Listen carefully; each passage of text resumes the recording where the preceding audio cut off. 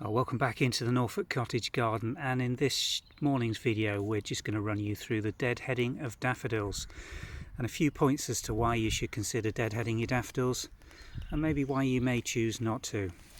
So let's just look at the options that you've got here. In front of me we've got some of the earliest February Gold or Tete-a-Tete daffodils here. This is a mixed meadow planting and these are just finishing now. You can see the flowers drying off and the seed pods just starting to form behind the drying heads. This little clump here is now almost completely finished, and you'll see these seed pods just forming and starting to swell up here at the top of the stalks. Now the easiest way to deadhead these is just to pinch them out with your fingers. Just like that. The whole seed head and the top of the stalk comes off. Now there's a bit of controversy as to whether you should take the full flowering stalk off.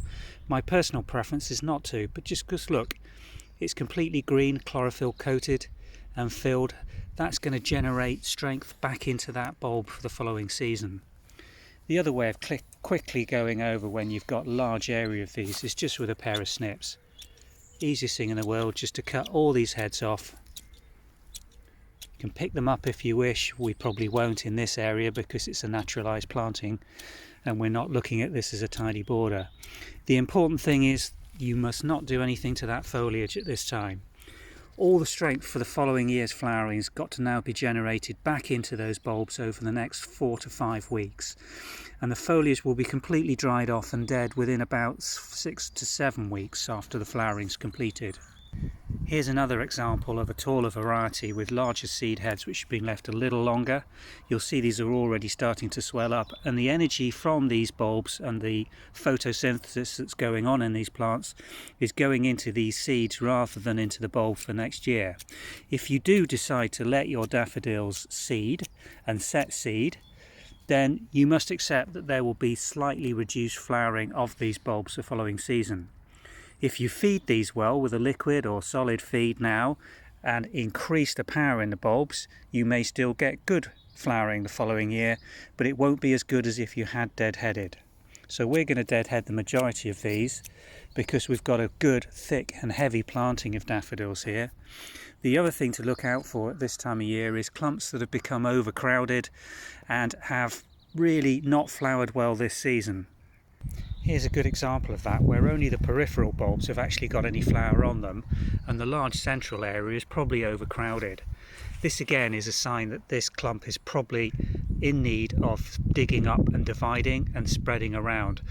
But you can either leave that now until the flower has finished and the leaves have died down for the bulbs to form their strength for the following year, or dig them up in the green and replant, liquid feed and keep them watered until the bulbs completely go underground. One other point just to consider when you're looking at deadheading daffodils. Open trumpet daffodils with clear entrance for insects into the pollinating areas of these flowers will set seeds, and the seeds, although with the mixed hybrids will not seed true, the seed will still be fertile. Big heavy daffodils, doubles like this, are never going to be pollinated successfully by insects. They simply can't get through to them. They're almost sterile, and you'll see these are very unlikely to set seed, and there's no need for these to be deadheaded. But we would still encourage you to do so, the reason being these flowers when they die back look pretty unattractive, and just by deadheading them with snips again and feeding the bulbs you can get much better flower the following year. So I hope that's given you some idea in terms of why and how you should be deadheading daffodils. And very important, at the same time as deadheading, feed these bulbs. You've got 5 to 6 weeks to get the strength into the bulbs for next year's flowers, so you can have a daffodil orchard looking as good as this one.